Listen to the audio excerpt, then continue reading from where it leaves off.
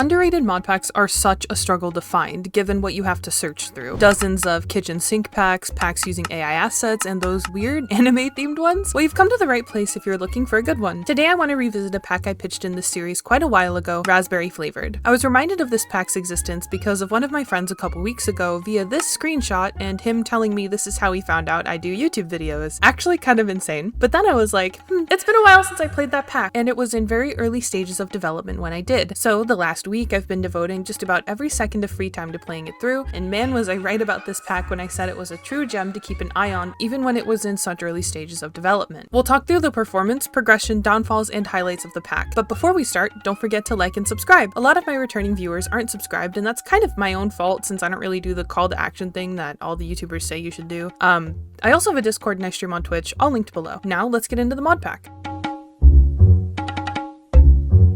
Raspberry Flavored is a fairly performant mod pack overall, with some mild issues. I have a pretty good PC, my specs are available down below if I didn't forget to put them there, and I didn't run into any major problems while playing, with the exception of fire when it was burning trees. For some reason that dropped me a lot of frames. World gen also dropped me a bit, and I was a little laggy in some of the more ambitious biomes, but to be fair, that is just Minecraft. I will say I was able to run around in the nether with my chunks cranked all the way up to 32, and I had 0 lag spikes. I had 10 gigabytes of RAM allocated, I believe, but you probably don't need that much. My FPS remained pretty stable around 100, other than those instances where fire became my worst enemy. Only when it was burning things, by the way, because like I said, it was completely fine in the nether. You might need to adjust the settings to take them down a bit depending on your hardware. I didn't adjust the settings much at all on my PC. When on my laptop, I did need to turn down the settings, and I was especially laggy around create machines, so do keep this in mind. Adjust the settings as needed based on your system's hardware.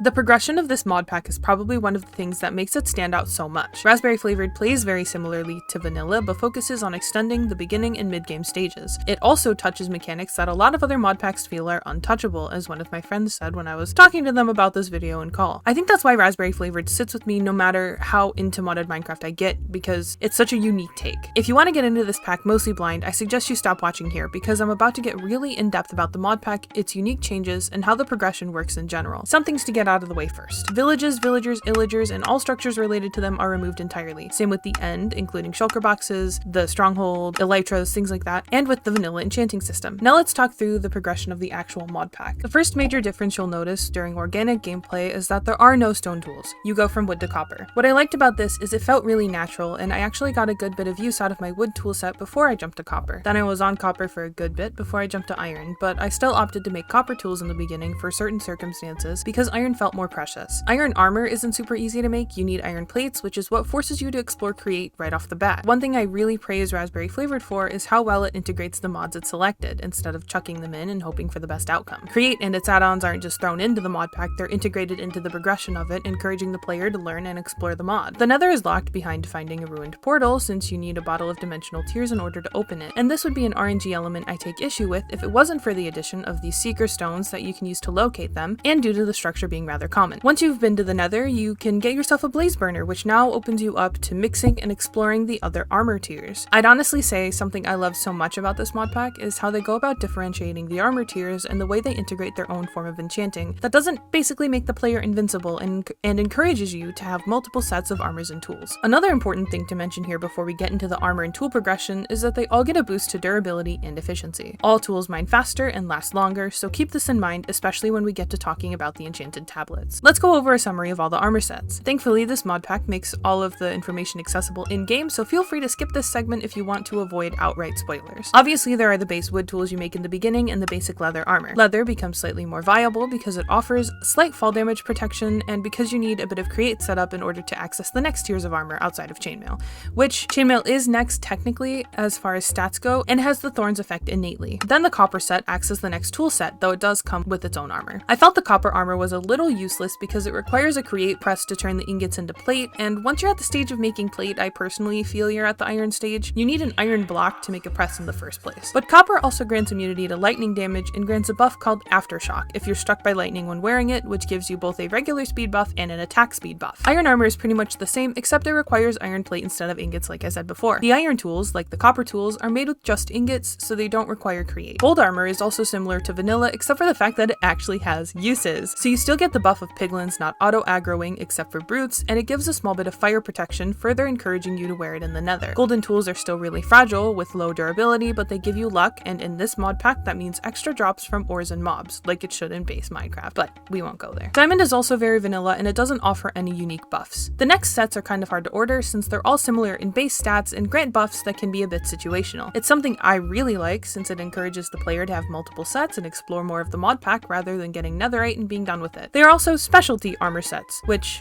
we'll get into in a minute. Rose gold is an interesting armor to say the least. For one, it doesn't show up if you type #armor in the search bar, which means it might not be tagged properly, but it's also our first sort of specialty armor and toolset, and when I say that word, I mean that you need to use create to alloy magic protection. What the fuck did I just say? And when I say specialty, I mean you need to use create to alloy certain ores together in order to make it, so keep that in mind. The armor gives a little bit of magic protection, the weapons deal magic damage, and there is also a weapon unique to this set, the rose gold rapier. The weapon has a high attack speed and deals magic damage and also gives you a little bit of lifesteal. Steel is the armor set I went with in my playthrough because it offers similar stats to diamond, though it's got higher toughness, knockback resistance, and a small bit of projectile protection, which was extra useful to me as I was raiding bastions at the time. The steel toolset is slower, but deals knockback and has the higher durability, nearly double that of diamond. Steel's unique weapon is the mace, which seems to function similarly to the vanilla mace. Electrum is the next set I want to talk about, and it has similar stats to diamond, giving slightly more armor points. It also offers a speed buff, and the tools mine faster, and the weapons deal more damage while the player is sprinting. I wound up making an Electrum pickaxe to mine out a slime chunk in my world. Electrum has the spear as its unique weapon, which can be charged to deal more damage to mobs, and lets the player dash in the direction they were moving when they started the charge. Necromium also has similar stats to diamond, giving more armor points and giving mobs around the player weakness. The weapons give struck mobs the slowness effect, and this set has the claymore, which has a unique form of attack. It can do a big swipe attack, but striking with the hilt will cause mobs to stagger and move backwards. The claymore is also more likely to make mobs drop their heads if that's something you're after, which you should kind of be after that because there are certain uses for mob heads in this pack as well. Outside of those sets, we have the griefer armor, which is similar to diamond, although it offers more toughness and a bit of blast resistance. This set comes with a shield that has a 2-second cooldown and 100% blast resistance. And lastly, for the special sets, we have the Sanguine set, which has the same stats as diamond but gives you a bit of lifesteal. It also comes with a shield, which has a 1-second cooldown and 15% blast resistance. A lot of these are made by combining the ingots with diamond or the ingots with another form of armor in the smithing table, which is also something to keep in mind. The final set to talk about is netherite, which outclasses all in raw stats, grants a bit of knockback resistance, and a small bit of fire resistance. It's the most durable and won't burn when thrown into fire. Netherite tools will set opponents on fire and will automatically smelt mined ores. The special weapon for this set is the netherite broadaxe, which functions similarly to the claymore in that it applies a wide sweep attack that deals damage to every target it catches. The reason I go so into depth about these sets is because I can see them appealing to many different kinds of players. No one set is the best because you get different buffs depending on your armor, and enchantments don't exist, not in the vanilla way, which means you have to rely on the innate functionality of your ores, which I like and I find really unique.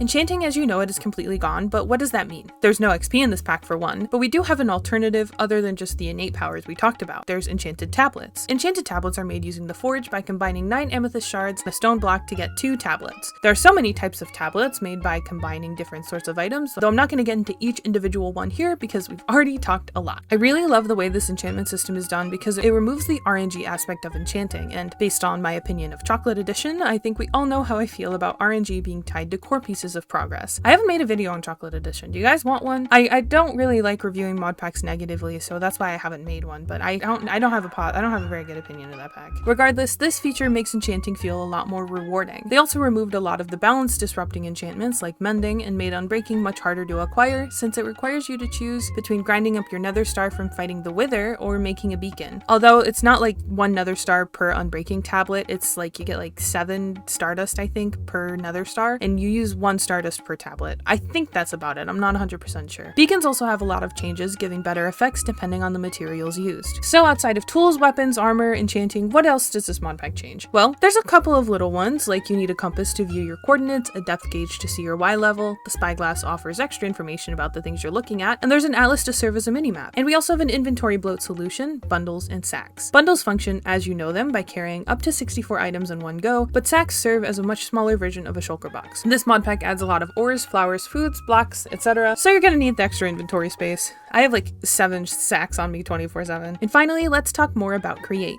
Create is essential to this mod pack. It doesn't feel like it was just thrown in there. It was balanced around it and woven specially into it. You need the press to get certain armors, you need the mixer to make specific alloys, the crusher yields more ancient scrap from the debris you mine. You can also get extra drops from other things if you use the crushing wheels, there's like a small chance. A smelter using lava and a fan is much more efficient than a furnace, etc. If you're unfamiliar with Create or newer to it, this pack is a great place to start.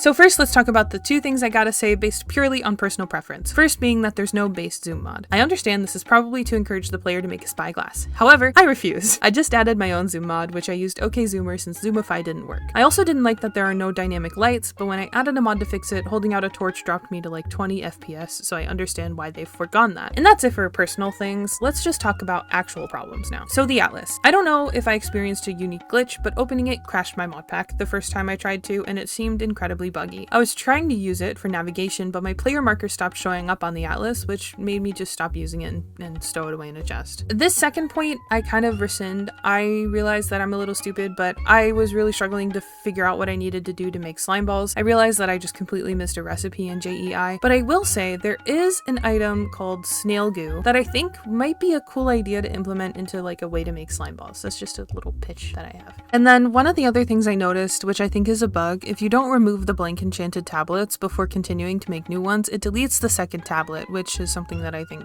shouldn't happen. Outside of that, I don't really have a lot of complaints about this mod pack. I really enjoy playing it, and it's honestly quickly become one of my favorites. As for the highlights and praises, there's a lot, but I'll try to keep it concise. One of the biggest issues I usually have with packs is overlapping recipes, wood types that can't be used in certain recipes, etc., and Raspberry Flavoured is amazing at keeping this in check. In the many hours I've spent in the pack, I haven't encountered a single compatibility issue, which is something I can't say about like 99% of the mod packs I've played. Honestly, it's something I can't say about any other mod pack that I've ever played. Another thing I really enjoyed was the aesthetics. I didn't miss having shaders, I didn't want to add my own resource pack, and I love the way the armor sets are done. And I'm also in love with the way a lot of the items are retextured. The menu screens and logos are super well done, and they fit the vibe perfectly. Sadly, I don't play with music on because I record almost all of my gameplay, but on launch I heard some beautiful music too. Well done in this area. My last thing that I really want to point out is the way Raspberry Flavoured does the JEI is something I've never seen before. It's unique, it makes the UI fit Minecraft, and I genuinely love it. I also really love the information available in JEI about most of the armor sets and items, especially given that I couldn't locate a wiki. It's good that the information is present in-game, which is my personal preference. I also love that it's pretty concise and it's not like a whole 7 paragraphs about one armor set. There's a lot more I could say, but we'd be here all day, and my script is already almost at 3,000 words. So if you're the type of player that wants to enjoy the fact that Minecraft is a sandbox, build crazy shit with your friends, and maintain a long-term world without getting that drop-in activity post-Ender Dragon, I think this is a great pack for you. I see a lot of people saying it feels so vanilla that you almost don't notice the changes, and while I think that's true to us crazy modded Minecraft people, I think a vanilla player will definitely note the changes, though I don't think the changes are super jarring, and they do a very good job of sticking to the aesthetics and core of Minecraft. Give this pack a try, and let me know what you think in the comments below. If you have suggestions for another pack you want me to try, let me know. I want to stick to lesser known packs, preferably under 100k downloads, but I'm open to anything. Thank you for watching, and I'll see you next week. Bye bye!